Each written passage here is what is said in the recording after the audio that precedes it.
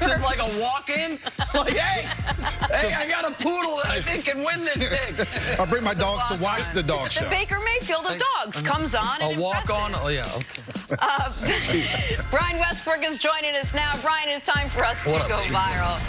Check this out. This is Mikhail McKay helping lead the New York Guardians to a 23-3 win over the Tampa Bay Vipers yesterday in the XFL. And check out a certain fan and how he celebrated by emphatically eating a slice of cheese. There you go. I knew this was going to make the show. I don't understand why this was such a viral sensation. First of all, he snatched that cheese out of somebody's hand. Could have easily beaten plastic. Second of all, I mean, listen, sliced pre-made American cheese is a great American delicacy. We all know that. But still, it's just an odd way to celebrate. Look at that face, man. That's how you do it, though. I mean, if you're going to celebrate the XFL, that's what you have to do. I feel like that makes more sense to celebrate a Packers touchdown. Yes. Like cheeseheads. Like, I don't get the correlation. I think it depends on what the food product was. He was going to grab it from whoever was next to him. Yeah, but who went to the game with cheese? With just like a single slices of Kraft American. I might get hungry later. Let me just next, he opens up a little pack of ketchup. He walks in, they do the stadium pat down. He's like, oh, he doesn't feel my cheese. I got cheese. I'm smuggling cheese in here. I totally get it. It is time for stories to start your morning. After a very public courting, Darren Collison will not, in fact, be joining the Lakers and has decided to remain retired. Now the Lakers, who stayed put at the trade deadline, remember, reportedly turned their attention to recently waived Dion Waiters. All right, Nick, should the Lakers sign Waiters? But I'm judging by the grunt, the answer might not be yes. I mean, I'd give him a shot, sure. But if you're relying on Dion Waiters, you're almost assuredly going to be disappointed.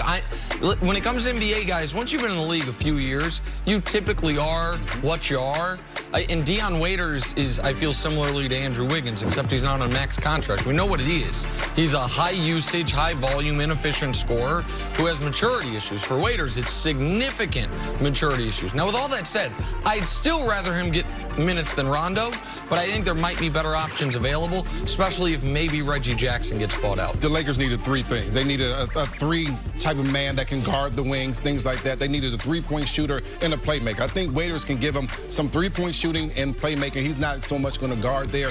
You talk about the immaturity just a little bit. I think that you put him with LeBron, Anthony Davis, you put him on a better team, and I think that he kind of falls in lines and help this team in some way. Is he the answer? Absolutely not for the Lakers, though. He briefly played with LeBron when LeBron came back to Cleveland. They shipped him away. Last night, him down to OKC. Joel Embiid and Ben Simmons led Philly to a 118-111 win over Chicago. The Sixers have won back-to-back games now after losing their previous four. Brian, you think this team, the one you're watching now, can contend with the Bucks? Is your team now B? No. You know, I just don't think they have the firepower to contend with the Bucks. I also think that they haven't been consistent enough home and on the road to say that they're going to contend for the championship in the Eastern Conference. When I look at this team, I'm saying you have older players at this point. Ben Simmons has been in the league for a long time. So has Joel Embiid. I want some consistency throughout the league. I'm talking about home and on the road. They haven't had that. Joel Embiid has to have energy every single night. He doesn't bring it every night, and that's going to be a big problem for them. I do not think they can contend with the Bucks. I don't think any one of these can contend with the Bucks. But here's what's so disappointing for Philly. This Philly team was built specifically with Giannis and the Bucks in mind. The reason you bring in Horford after letting Butler go to Miami after losing J.J. Redick is because you think we need big size to meet Giannis at the rim. The way they're playing right now, though, they might not even get to play the Bucks in the Eastern Conference Finals because they might not be there. If they do not immediately flip a switch that I don't think they have, massive changes coming in Philly after a massive disappointment of a season. They need better three-point shooting. They wanted to do bully ball, and I'm not sure that that's the answer in the Eastern Conference. All right, let's talk some football now. On to the Dallas Cowboys. Among the juicier rumors swirling, how about this one? Dak Prescott being replaced by Tom Brady. It picked up some traction this weekend, but Stephen Jones quickly refuted it, saying his currently unsigned quarterback, Dak Prescott, is, quote, the guy that can help us win championships. Nick, what should the Cowboys do with Dak Prescott?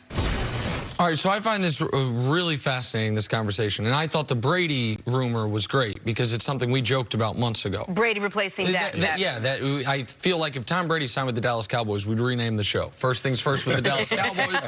They'd occasionally talk about LeBron, and it would just be wall to wall. We had Brady on the Cowboys. I was like, man, my job just got so easy. But I don't think it's likely, but you understand how they could thread the needle if Dak were to move on. So what should the Cowboys do? Assuming that Dak has not drastically changed what his contract demands appear to have been for the last year, which is top of the market money, I think their only option is to franchise tag him. But that then does bring into play another option, which is if you franchise tag him, I would be very interested if I'm Dallas talking around the league. What is the trade value of Dak Prescott? I saw Frank Clark, who's a good player. He's not one of the 5 best pass rushers in football. He's a good player, and he made some great plays for my Chiefs this postseason. He got franchise tagged. He went for a 1 and a 2, a first and a second-round pick for Frank Clark, traded under the franchise tag. Dee Ford, who was traded under the franchise tag, went for a second-round pick. Laramie Tunsil just went, not under the franchise tag, but he just went for 2 number 1s and something. The reason I bring it up is, what could the Cowboys get for Dak Prescott? If they were to believe we can sign Tom Brady short term, we can sign Tom Brady, give him the offensive line he wants, the running game he wants, a number 1 receiver, have the money because... And figure the quarterback out later. Figure the quarterback post-Brady out later. Could the Cowboys get 2 1s and something for Dak Prescott? Would the Los Angeles Chargers, who are trying to sell tickets, who don't have a quarterback, who have the 6th pick of the draft, would they give you the number 6 overall pick and their first rounder next year, and maybe something else for the opportunity to stabilize their quarterback position and say, screw it, we'll pay him all the money he wants? If I were Dallas, I would at least want to know, because I would certainly rather have a whole bunch of draft picks and a whole bunch of cap space than pay Dak $37 million a year. Now, if Dak's contract demands have dropped significantly, it changes things. But if I franchise tag Dak, I'm asking around the league as quietly as I can, what is his value to you? What would you give me for him? There's a reason why teams normally don't allow their quarterback to get in this position. Not just because of the money, but because he's the face of your franchise. He's the guy that's going to hold things together. He is the guy that's going to deliver the message to the team, to the public, everything else. And the Cowboys, if they think that Dak is a guy that's going to bring them championships in the future, they should have never allowed this to happen. Dak is coming off his best season as a pro. 4,900 yards, passing, 30 touchdowns, only 11 interceptions. He has been impressive. You know, when you talk about the guys that you compare him to, Jared Goff, as well as Carson Wentz, both of those guys got paid with 2 years left on their contract. And I have to believe that this contract for the Cowboys doesn't necessarily come down to average per year. It's not $35 million or $36 million per year. I don't think it comes down to that. I think it comes down to guaranteed money, the little small fine print, the incentives, those types of things. And once they figure that out, this gets done. To me, this is a no-brainer. You don't want 43-year-old Tom Brady. You want a young Dak Prescott and allow this team to build with him. But still, 2 off seasons ago, we all sat here and we're like, well, Dak Prescott will be signed before Saturday. He'll be signed before the first game of the season. No problem.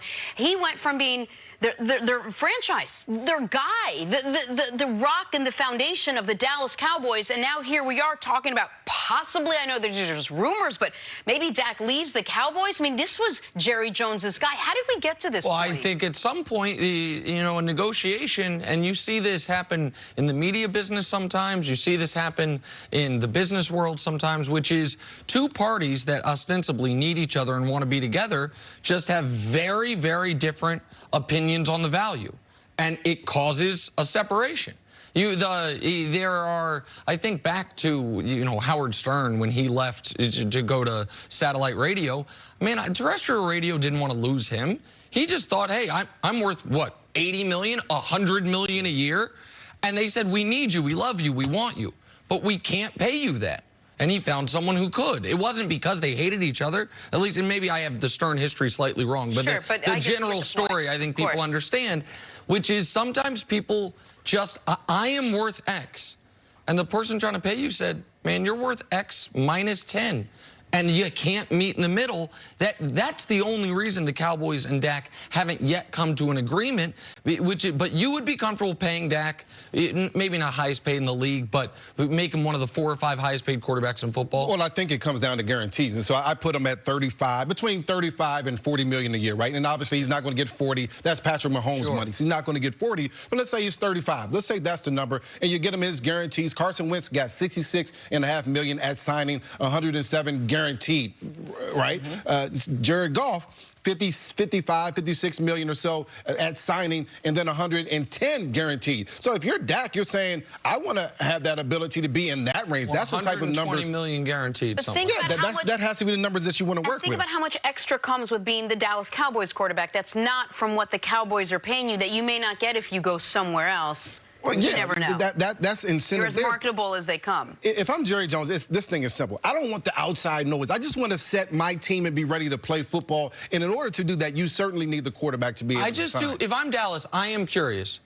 Am I better off with a couple extra first-round picks from, let's say, Los Angeles Chargers, and Teddy Bridgewater at $15 million a year with 2 extra first-round picks and an extra $20 million a year to play with, or Dak Prescott? I think that's a real conversation you have to have if it gets to the point of franchise tagging him, and you do. To me, those are questions I would be asking. If you're talking about a defensive-wise, a defense that gave up, that was 25th in takeaways, those first-round picks, getting those extra things and having more money, that